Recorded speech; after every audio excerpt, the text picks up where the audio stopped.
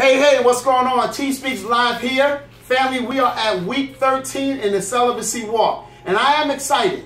I will say I'm excited that I made it to week 13. As I said before, I'm taking one step at a time. I don't know where it's going to end, but I am grateful that God has given me the grace to make it to week 13. So I was having a conversation with someone just yesterday, actually, and they asked me, how can you, in fact, think or consider marrying somebody and not know if you are sexually compatible? And I've also heard someone say, literally, listen, there are Christians and non-Christians alike that are engaging in sexual relationships. I've had a Christian person tell me, even a woman, that they don't know if they can just walk blindly into having a marriage and not know. They may have to try the person out. Well, for me, I'm approaching it differently. I'm going to approach it with what I believe is the foundational block to any marriage to be successful, and that's love. You see, love and not lust can stand the test of time. Even though my future wife, whoever she is, because right now, as I said many times before, I don't have even a woman in my life. So ultimately, you guys are going to see whoever I'm going to marry. I'm going to introduce her, and hopefully we'll be able to minister on camera to anyone and everyone that needs a word of encouragement.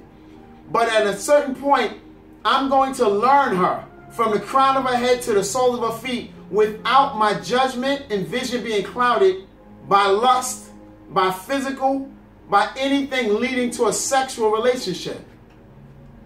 I'm desiring to do this so I can learn a person. The chief reason why I'm doing it is because God requires this. And I see it as only a win-win for me. And when love is the cornerstone of our marriage, I don't believe that we can let anything sidetrack us. We may not initially start off being, okay, great, that was exactly what I wanted. But I think love says, let's try it a different way. Love says, let me go back into it. Love says, we're definitely not going out to compensate for what's not in here, when we can sit down and figure this out together. In other words, I'm not going to throw in the towel. I'm going to keep going because love is what it's built on. Now, the only thing I know for sure is how I will feel. But I pray to God that the love that she will ultimately have for me, that it can be felt, that it can be seen. Because the greatest person I know who loved me stretched forth his arms and died for me. My Bible tells me I am supposed to do the same thing for my wife. I'm going to literally give my all and my all. So I believe that if we walk into it loving one another and desiring to make the marriage last a lifetime, I don't think we can lose. I think marriages fail when one person takes their eyes off the prize. When one person gets distracted, gives in, gives up, or decides it's not worth it. Well, I'm taking my time and I'm walking. I'm going to build love from the bottom up, without judgment of sex or anything like that.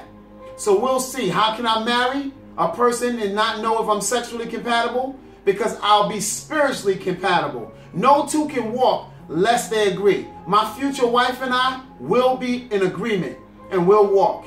Week 13, family, I'm TSpeaks. Thanks so much for tuning in, and I'll see you soon.